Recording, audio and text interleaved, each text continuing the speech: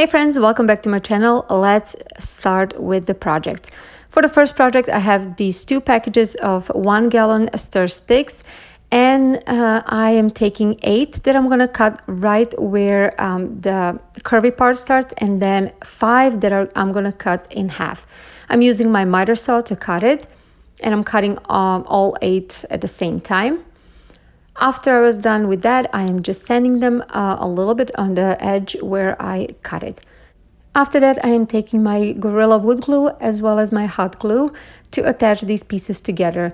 Wood glue is something that I wanted to use because I'm working with wood, and a hot glue just to make sure it stay together faster so I can work with it. So as you can see over here, I am putting these 5 pieces together, and that's gonna be the bottom of my mini crate. So I'm actually making a crate. If you have a crate at home, you can definitely use that, or if you have pieces of wood, you can definitely create it that way. I didn't, so I'm creating everything with these little stir sticks. So after everything was glued down, I am sanding the glue away, and after that I am attaching the sides. So as you can see over here, 2 of the stir sticks are actually representing the sides. 2 longer ones I am attaching now the same way I attached the other ones together, and then I am gonna attach the sides as well. After that, I'm gonna leave this to dry pretty good so I can continue working on my crate.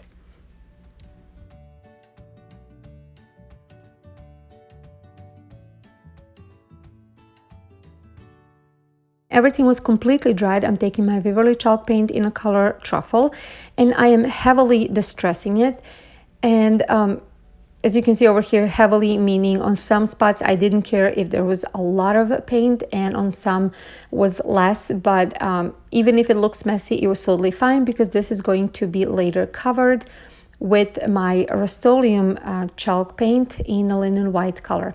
And with this paint, I am even more heavily distressing it. Basically, I am making sure I'm putting paint on some spots a lot, almost full coverage, and on some I wanted that brown color and also the wood color to show through, and that way that would seem almost like it was old and used up, and you can see the other colors of the paint peeking through. That's exactly what I wanted to achieve over here.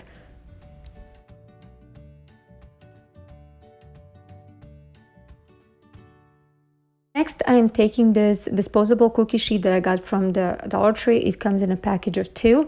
So I'm taking one of these and I'm cutting just 1 strip. Now, doing this, you have to be very careful because it is sharp. I didn't take use any gloves or anything, but you really have to be careful. I almost cut myself many times.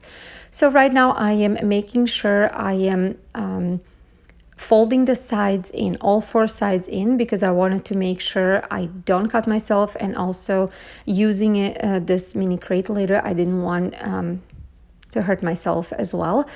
After I was done with that, I am folding all that in half like so, and then I'm using the other end of my scissors, or you can use anything else you have on hand, just to straighten it out and make sure those that pattern that was on a sheet pan is gone. I wanted it as smooth as possible.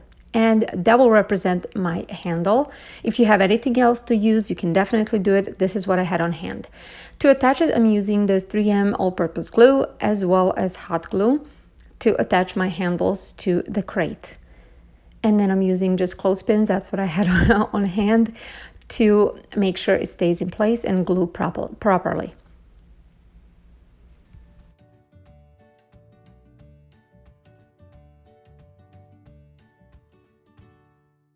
After I was done with that, I've noticed it was a little bit bland, so I went ahead and got my Waverly chalk paint.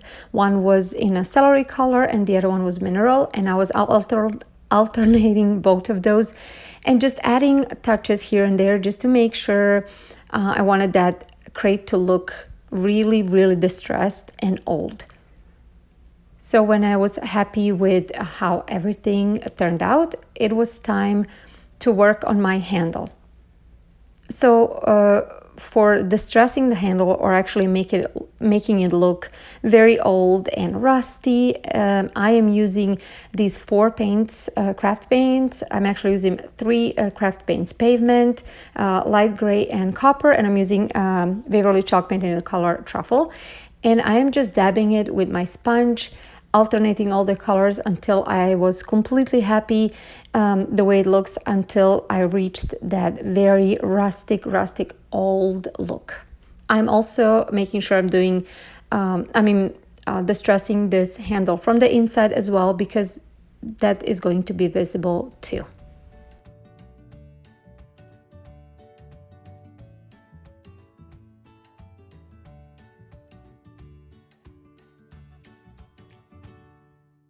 Now I am taking my marker and I am creating fake nails. I am actually making sure to put it in the corners to look like they are attached with nails.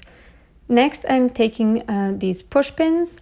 I actually wanted to just show you how it looked like before I cut off the needle part, and I'm just attaching them on my handle with the hot glue.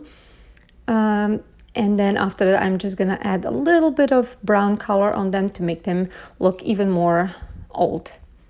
And after that was done, my crate was completely done. I think this project, this decor piece was my absolute favorite in a long time. I am in love with this. I think it turned out super cute. It is so versatile. I can use it anywhere. This is how it looks empty with my little beads, and this is how it looks with some books and some flowers. Like I said, I'm just in love with this piece, and I really hope you guys like it too. I think it's gonna stay on my shelf for a long time.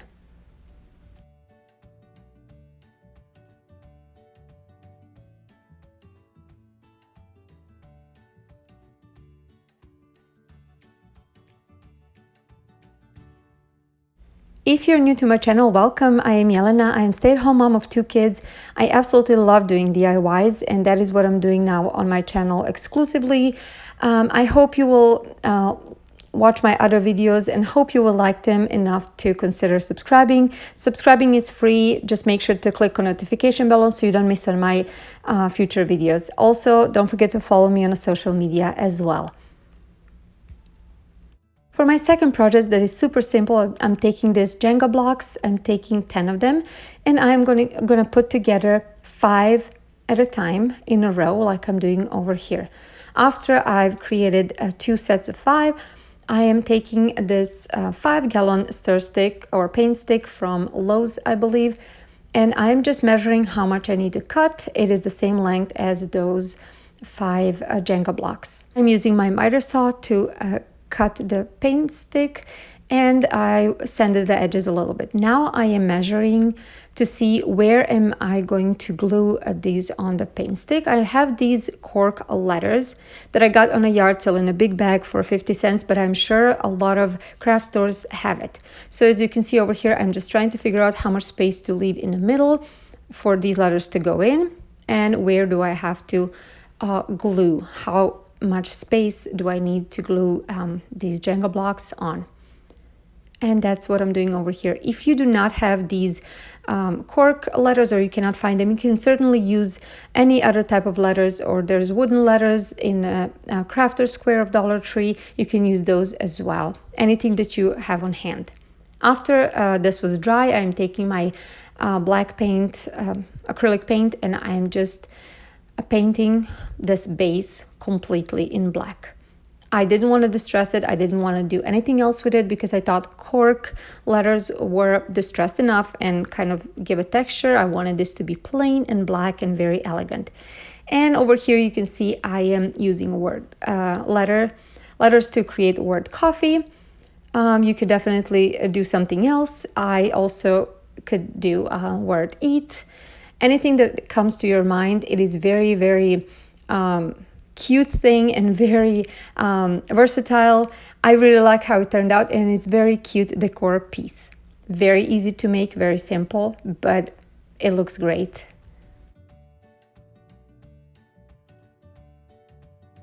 Okay, on to my third and last project. I'm taking this cube boxes that I got from Dollar Tree, and I'm taking my Waverly chalk paint in a color mineral, and I am going to paint completely the bigger box, so the outer box. I am painting all of the sides as well as the bottom because I wasn't sure which side I am going to use, and the way I'm going to use it, you can see the bottom part as well. So after I was done painting this, I put that aside to dry. And then I'm going on to the inner part of this cubicle. And I am taking my Waverly chalk paint in a color celery. I wanted to go with different color, and I really, really like this celery color. And I am painting this completely all the way around. And I also wanted to paint a little bit from the inside, not too deep, just enough so it looks like it's painted completely. And also where that flower cutout is, I made sure that is colored or painted as well.